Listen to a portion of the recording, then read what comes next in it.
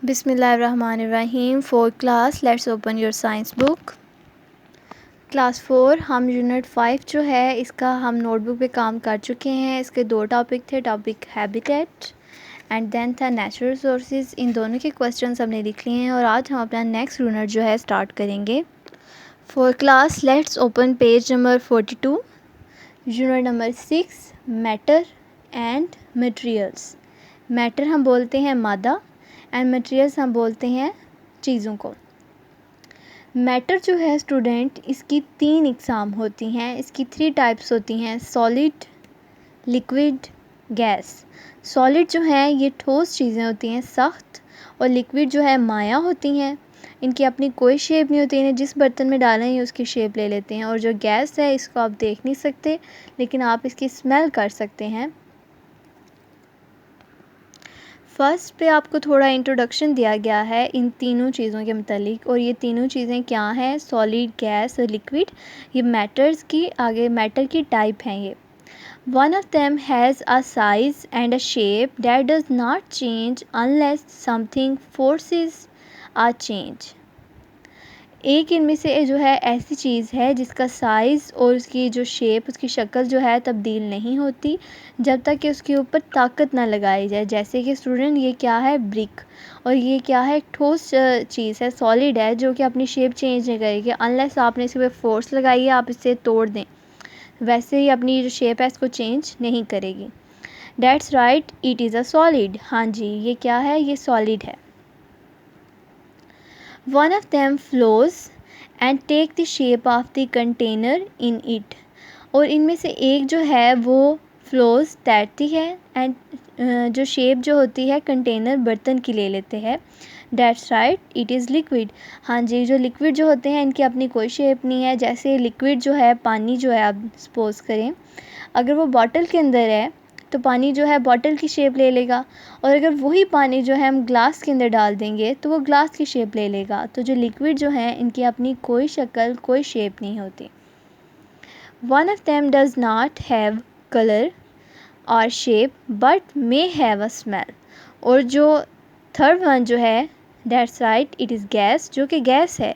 Gas की ना ही अपना कोई कलर है और ना ही अपनी इसकी कोई शेप है। इसको हम कैसे महसूस करते हैं, हम स्मेल से महसूस करते हैं। To understand more about matter you have to understand a little about atoms and molecules. Matter जो मादा है इसको समझने के लिए आपको पहले एटम और मॉलिक्यूल को समझना ज़रूरी है, ठीक है। आप सॉलिड, गैस और लिक्विड को अंडरलाइन कर लें। अब हम आते हैं अपने मेन टॉपिक पे, एटम्स एंड मॉलिक्यूल्स। एटम्स क्या हैं बच्चों?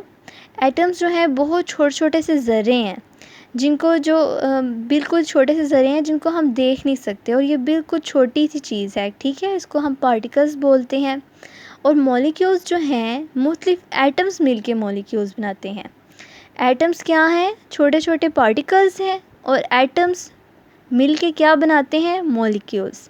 अब हम इसकी रीडिंग स्टार्ट करते हैं। एटम्स आर टाइनी, छोटा, particles, ज़र्रे।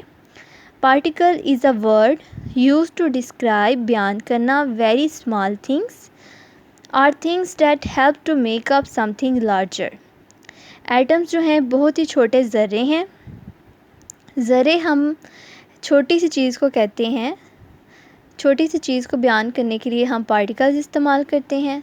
Are things that help to make up something larger, या फिर ऐसी चीज़ जिससे कोई बड़ी चीज़ बनती है, ठीक है। छोटे छोटे ज़र्रे मिलके एक बड़ी चीज़ बनाते हैं ना, छोटे पार्टिकल्स मिलके लार्जर थिंग्स बनाते हैं।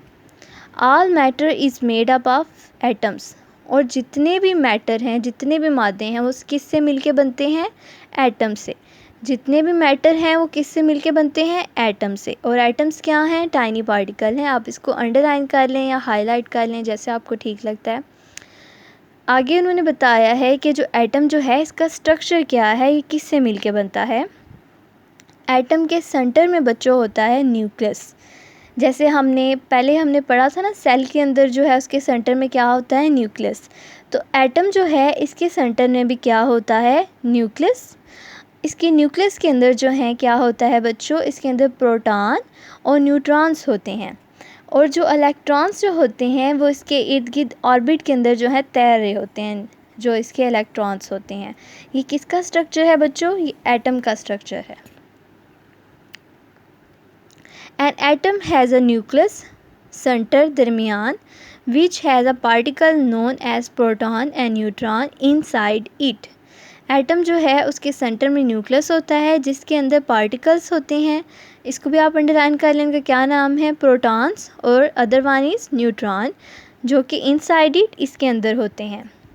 आउटसाइड द न्यूक्लियस, न्यूक्लियस के बाहर जो है, but still inside the atom are particle known as electron. इसे क्या पढ़ते हैं बच्चों? इलेक्ट्रॉन। न्यूक्लियस से बाहर होते हैं लेकिन ये एटम के अंदर ही आते हैं, तो ये क्या होते हैं? इलेक्ट्रॉन्स। ये भी इलेक्ट्रॉन है और ये भी।